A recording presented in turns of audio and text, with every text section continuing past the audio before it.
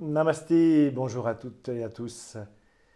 Nouvelle pratique de yoga, la posture du poisson Matsyasana. Matsya le poisson, asana la posture. C'est une pratique relativement aisée puisqu'il y a plusieurs déclinaisons possibles et chacun pourra y trouver son compte, pourra nager dans l'eau comme un poisson. C'est une posture à la fois d'eau et de feu. D'eau car elle va travailler Svadhisthana Chakra, et donc reliée à tous nos liquides intérieurs, aux liquides aussi extérieurs. Et elle va pouvoir en fait calmer tout le côté ostéo-articulaire, toutes les douleurs, les tensions. Et donc apaiser toute cette sphère-là. Au niveau du feu, Manipura Chakra, elle va justement permettre, puisque l'eau est un étalement, parfois ça se répand, il y a la puissance, mais il y a aussi le côté croupissant. Elle va pouvoir donc régénérer l'eau en fait, cette pratique, grâce à la puissance du feu du ventre. Elle va pouvoir aussi subtiliser le souffle. Donc elle va travailler à la fois le chakra Svadhisthana, le chakra Manipur, et le chakra de la gorge, notamment sur les phases où le dos sera donc recourbé, arc-bouté. Voilà, donc on va faire cette belle pratique de puissance et à la fois d'apaisement. Alors on va se placer, on pourrait très bien d'ailleurs garder le lotus, mais pour que la posture soit accessible à tout le monde, la queue du poisson est formée par le collement des orteils, des voûtes plantaires et des talons. Alors on pourrait aller directement sur les avant-bras et les coudes.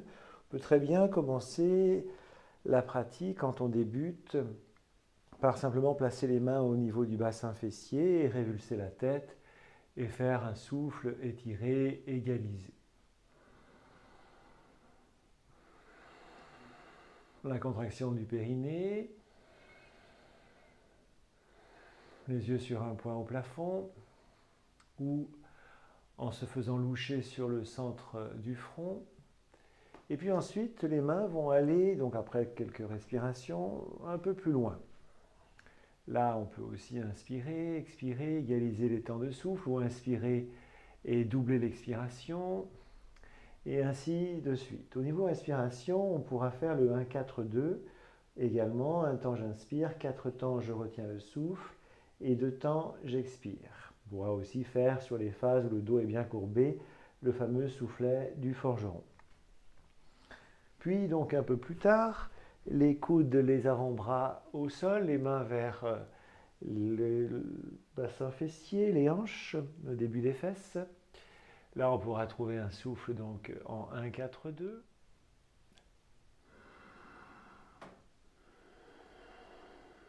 Donc par exemple 3-12-6. 3 temps j'inspire, 12 je retiens poumon plein. Et 6 temps j'expire.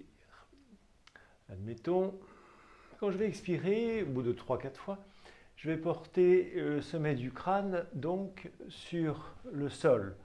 Alors si vous avez prévu un coussin, ben c'est peut-être mieux. Le dos ne touche pas le sol, les mains sont sous les cuisses. Et là, on a plusieurs possibilités. Le Bastreka,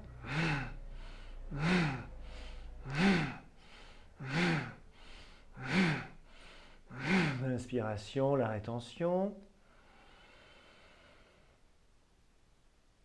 Et on a aussi la possibilité d'inspirer et de voir un circuit en 8 entre le chakra donc pubien, le chakra du ventre et le chakra de la gorge. Donc un circuit en 8 sur l'inspiration, de tenir poumon plein et de sentir une expansion des 3 centres d'énergie pendant le temps de la rétention. L'autre possibilité est de se fixer en concentration, en attention sur l'un des 3 chakras, d'y trouver un souffle d'inspire et d'expire, voire une rétention et une amplification de l'énergie dans le chakra. Ensuite, on va donc déposer son dos au sol. Et là, on sera plus sur Manipura Chakra, le chakra du ventre. En faisant à nouveau le 1-4-2. ou en faisant des souffles étirés, ou juste donc avec souffles étirés et la rétention poumon plein.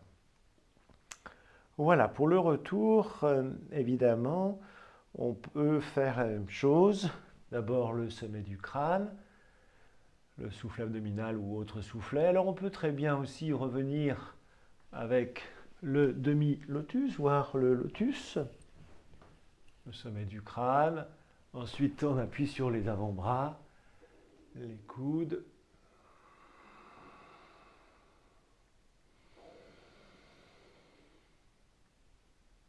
Ainsi de suite pour les souffles, pour la visualisation, soit on revient directement, soit on passe par les étapes comme nous avons montré en descendant.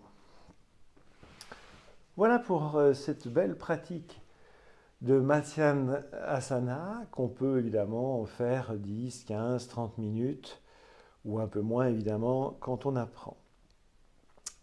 Je vous souhaite de belles pratiques.